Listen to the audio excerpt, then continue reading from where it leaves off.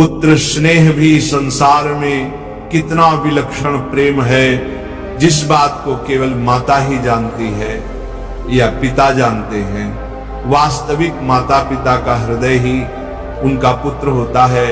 अब कलिकाल की ऐसी मलिनता बढ़ रही है कि हर जगह स्नेह का नाश हो रहा है। पति पत्नी में स्नेह नहीं, पिता पुत्र में स्नेह नहीं, माता पुत्र में स्नेह नहीं, भाई भाई में स्नेह नहीं।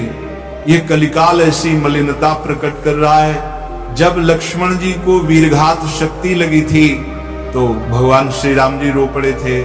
उन्होंने कहा, अगर मैं जानता कि भ्रात वियोग होगा तो मैं पिता की आज्ञा नहीं मानता। आज भाई छोटी सी वस्तु के लिए अपने भाई की हत्या कर देता है। शास्त्रों में लिखा है, कुपुत्रो जायते कूच माता भवती, अर्थात कुपुत्र तो हो सकता है पर कूच माता नहीं होती।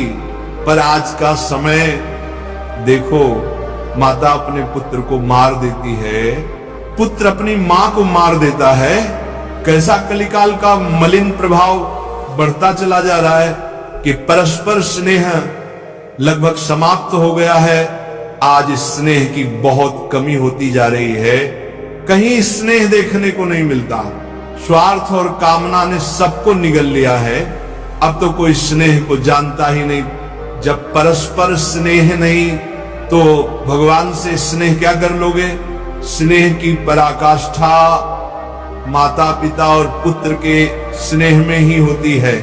उस समय कर्तव्य का भी ज्ञान नहीं रहता। जब किसी का सयाना पुत्र वियोग को प्राप्त हो जाता है तो समझाने से भी ज्ञान नहीं आता।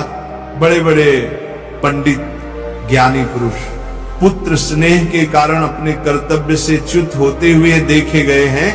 भगवान की माया ही विचित्र है। उनकी माया का प्रभाव मूर्ख और पंडित दोनों पर समान रूप से पड़ता है। स्नेह जब होता है तो ज्ञान भी मौन हो जाता है, और जब स्नेह का नाश होता है तो हृदय भी पत्थर बन जाता है। पुत्र स्नेह जिसे शब्दों में बांधा नहीं जा सकता, जिसे केवल एक मां जानती है या एक पिता समझता है। साधक जनों, वास्तव में माता पिता का हृदय ही उनका पुत्र होता है। पुत्र के बिना उनका जीवन जैसे दीप बिना ज्योति। पर देखो इस कलयुग का कैसा प्रभाव है। हर ओर स्नेह का नाश होता जा रहा है। कभी पति पत्नी के बीच का स्नेह टूट गया, कभी पिता पुत्र के बीच दीवार खड़ी हो गई, कभी मां पुत्र के बीच दूरी आ गई, कभी भाई भाई के बीच वैर बस गया। ये कलिकाल ऐसी मलिनता फैला रहा है जहां स्नेह दुर्लभ हो गया है। भजन प्रेमियों, शास्त्रों में लिखा है, कुपुत्रो जायेत क्वचिदपि कुछ माता न भवती, अर्थात बुरा पुत्र तो जन्म ले सकता है पर बुरी माता कभी नहीं होती। फिर भी आज देखो कितना विचित्र समय आ गया है। माता अपने पुत्र को मार देती है, पुत्र अपनी मां को। कैसा पतन, कैसी अंधकारमयी दशा। यही तो कलिकाल का मलिन प्रभाव है। प्रेमी आत्माओं, जब हम रामायण पढ़ते हैं तो वहां स्नेह की पराकाष्ठा दिखती है। जब लक्ष्मण जी को शक्ति बाण लगा तो भगवान श्री राम जी फूट फूट कर रो पड़े। बोले, अगर मैं जानता कि भ्रात वियोग सहना पड़ेगा तो मैं पिता की आज्ञा भी न मानता। कितना गहरा स्नेह है, कितना निर्मल प्रेम। और आज भाई छोटी सी वस्तु के लिए अपने भाई की हत्या कर देता है। पुत्र माता पिता के वृद्ध हो जाने पर उन्हें बोझ समझता है। स्वार्थ ने स्नेह का स्थान ले लिया है, कामना ने करुणा को निगल लिया है। साधक जनों, जब संसार में परस्पर स्नेह ही नहीं बचा तो भगवान से स्नेह कैसे कर लोगे? जिस हृदय में करुणा नहीं वहां भक्ति का अंकुर कैसे फूटेगा?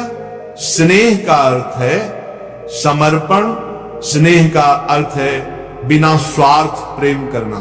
मां के आंचल जैसा प्रेम जो केवल देता है, मां कभी नहीं सोचती कि मेरा पुत्र क्या लौटाएगा, वह तो देती ही चली जाती है। यह है स्नेह का शुद्ध रूप। प्यारे भक्तों, भगवान की माया बहुत विचित्र है। ये मूर्ख और पंडित दोनों पर समान रूप से पड़ती है। जब किसी ज्ञानी के भी सयाने पुत्र का देहांत होता है तो उसका ज्ञान सब खो जाता है, क्योंकि वह ज्ञान से नहीं स्नेह से बंधा होता है। ये स्नेह ही है जो मनुष्य को भगवान के समीप भी ले जा सकता है और संसार में बांध भी सकता है। इसलिए स्नेह को दूषित मत करो, स्वार्थ से मत मिलाओ। स्नेह को भगवान की ओर मोड़ो, पुत्र से स्नेह करो, पर उसमें भगवान का अंश देखो। माता से स्नेह करो, पर उसमें ईश्वर की ममता पहचानो। भाई से स्नेह करो, पर उसमें आत्मा का दर्शन करो। तब तुम्हारा स्नेह बंधन नहीं रहेगा, वह मुक्ति बन जाएगा, वह प्रेम भगवान से मिला देगा। तो प्यारे भक्तों, स्नेह को सहेजिए, स्नेह को पवित्र बनाइए, क्योंकि जब स्नेह मर जाता है तो जीवन केवल शरीर का बोझ बन जाता है।